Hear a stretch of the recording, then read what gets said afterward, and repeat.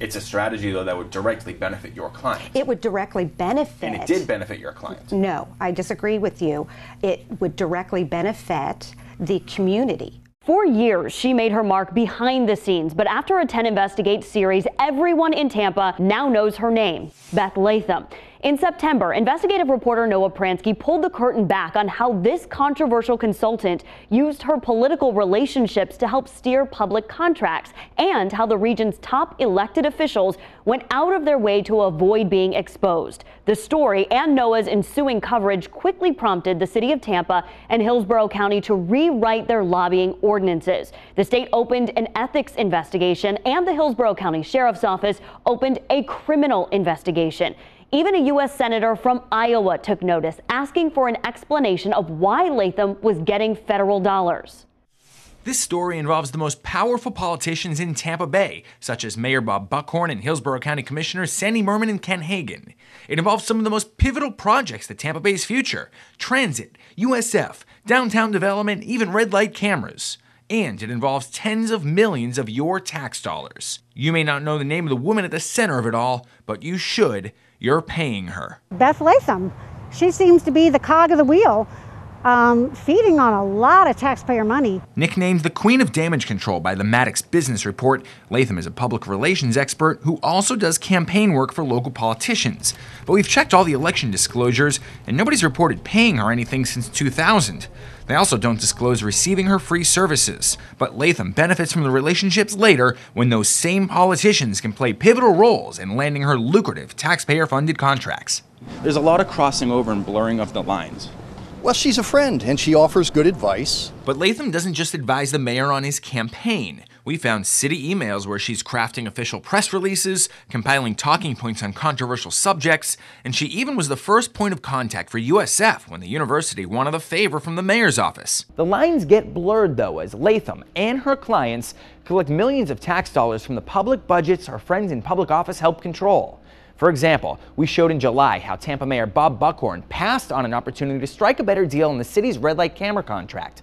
The camera vendor, ATS, is a client of Latham, and afterward, the company poured $10,000 into the mayor's campaign coffer. When you've got these close-knit relationships, the taxpayers must be protected. I mean, there has to be transparency. Local activist Sharon Calvert was one of more than 24 people interviewed by 10 Investigates for this story. Those interviews, along with thousands of public records, paint a picture of a powerful, behind-the-scenes dealmaker who uses her relationships and political power to advance the interests of her friends and clients. It's a profile reinforced by a text message Latham sent Hillsborough County Administrator Mike Merrill last year, obtained by 10 News through public records requests, referencing a public outreach contract for the county's crucial Go Hillsborough transportation efforts. She lays out a process that would steer the job directly to her client. I have spoken with Ken and Sandy. She's talking about Commissioners Ken Hagan and Sandy Merman. She next suggests the $1 million job go to a specific type of engineering firm, like the one she represents, Parsons Brinkerhoff. Her text continues, that is why transportation expert comes in with communications team in tow, funded by county. The transportation expert happened to be her client. The communications team happened to be Latham.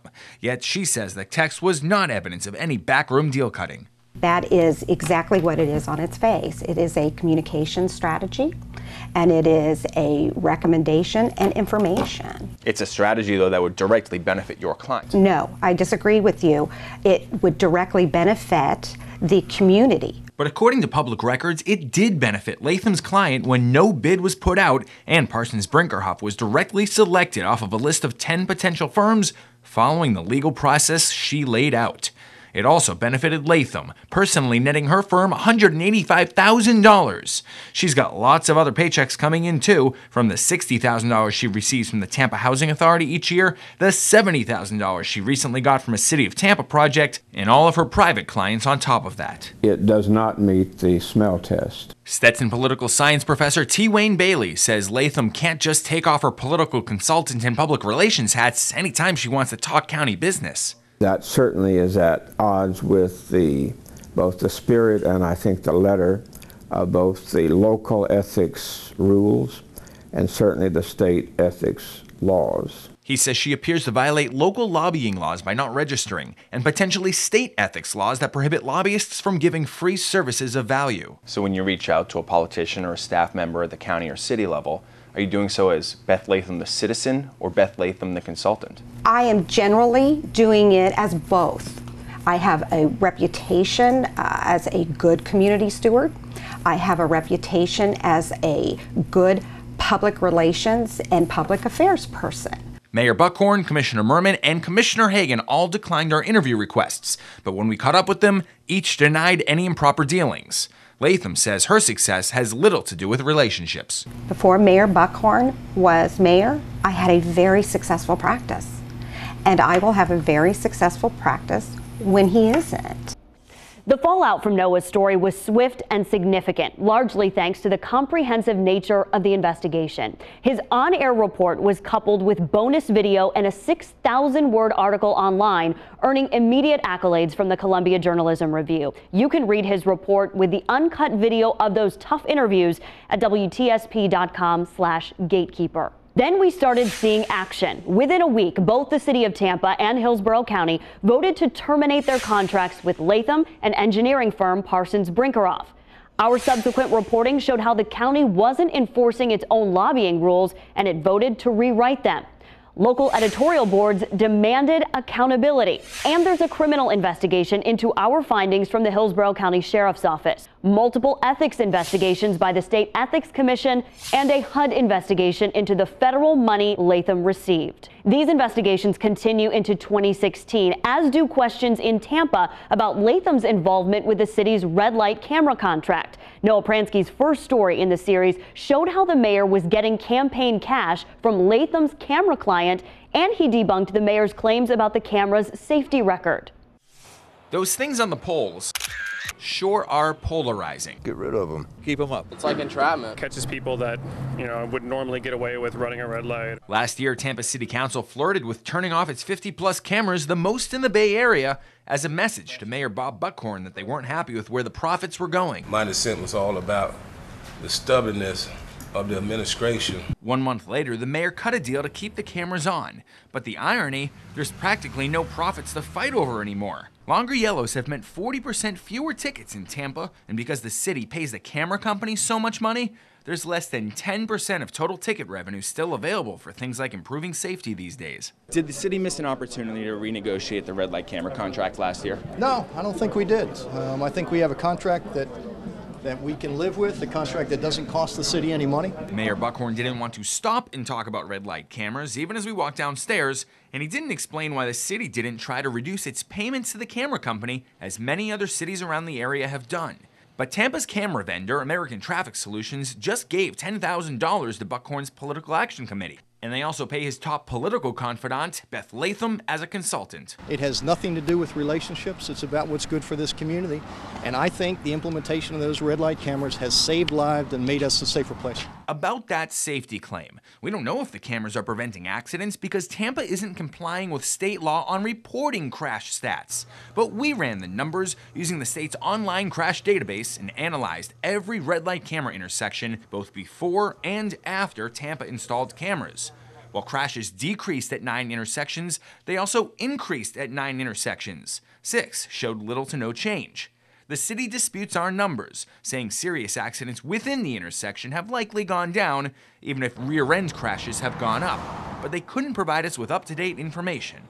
We provided ours to City Council. Well, I think that it's the responsibility of the City Council in its sort of oversight function to make sure that the programs that we have in place are as effective as they can possibly be. Council members asked for more transparency and consideration of possibly relocating ineffective cameras. The only thing that we can do is ask staff for a report, an in-depth report. Next time when the program comes up for renewal, I'm going to make sure that we have enough numbers so that we can determine whether or not we're getting more bang for the buck.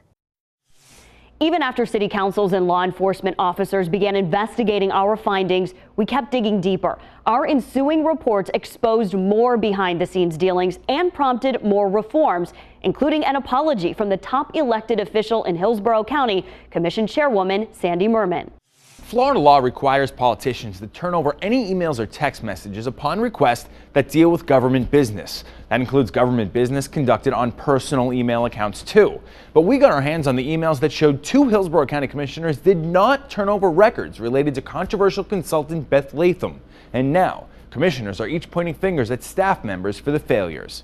I didn't mean any harm to leave that out. Certainly, I've worked so hard in this community for 35 years, and I know I'm not perfect, but I am accountable. Hillsborough County Commission Chair Sandy Merman says her failure to provide emails from her private email account was due to miscommunication in her office and a misunderstanding of state law. Our June request for her emails to Beth Latham was received, but it wasn't until a private citizen threatened legal action this month that Merman and Ken Hagan released the documents we were once told didn't exist. Again, I apologize that that information didn't get to you in a timely manner. The more than 100 emails detail how frequently the 2 commissioners used their private accounts for public business and how frequently they communicated with Latham. But Hagan, who declined multiple interview opportunities, maintains he was never told about our request. In a letter today, he said our allegations are without merit and completely unfounded. We've put our specific findings and his response to them on our website, WTSP.com. We've since heard from Hagan's legislative aide and the county attorney, both willing to fall on the sword and accept responsibility for not telling Hagan about our requests. There needs to be a total review of this process so that all information, public, private, can be accounted for. The Hillsborough County Sheriff's Office is currently looking into the issues we've been reporting on, trying to determine if any laws were broken and if any charges should be filed. In the meantime, we'll keep holding your elected officials accountable. Noah Pransky, 10 Investigates. Since that story aired, Hillsborough commissioners replaced Merman as their chair, and the decisions on the county's transportation future have been delayed into 2016 as the Sheriff's Office and State Ethics Commission investigate all the allegations. Elected officials across the Bay have also been put on notice that if they try to skirt the sunshine laws, 10 Investigates will be there to hold them accountable.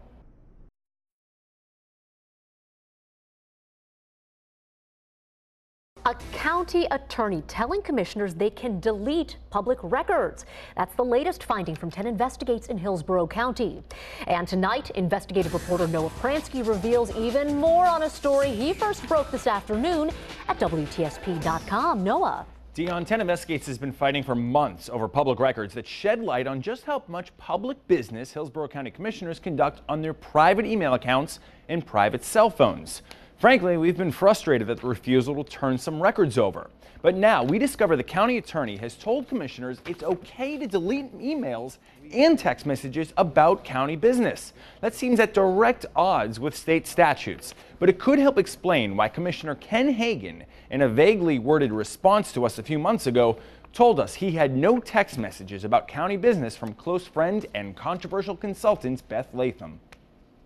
The request was for responsive text messages, and there are no responsive text messages that comply with the request.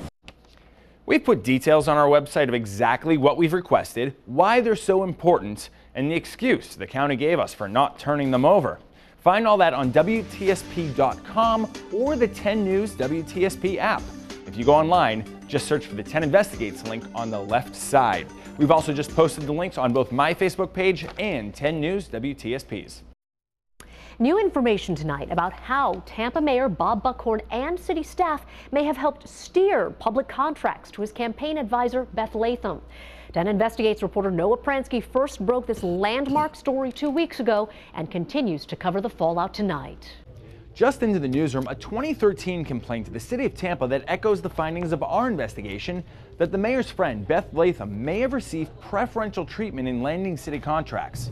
The 63-page complaint, filed by a public relations firm helping to plan Julian Lane Riverfront Park, alleges the city pressured contractors to add Latham's firm to the project as well. 10 Investigates showed how Latham, one of the most connected political insiders in Tampa Bay, leveraged her relationships while landing government contracts. The mayor told the Tampa Bay Times the city turned to her because of her experience and qualifications, but Buckhorn again declined our interview requests. This is what he said last time we asked about Latham. You know, to infer that there's something insidious about that, typical is just not true. Meanwhile, the city council is considering an overhaul of Tampa's lobbying regulations to try and curb behind-the-scenes influences. Councilwoman Lisa Monteleone says step one is moving the city's archaic lobbying registry onto the internet. You can't go online and fill out a form? What century are we in? She also wants a crackdown of enforcement after seeing how Latham may have improperly lobbied County Commission.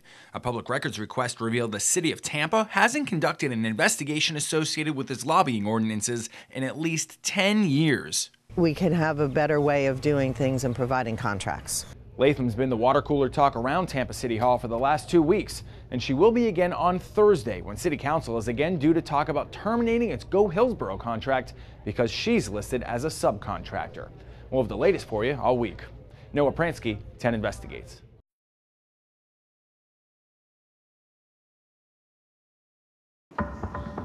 Sometimes people who work here forget that they work for you.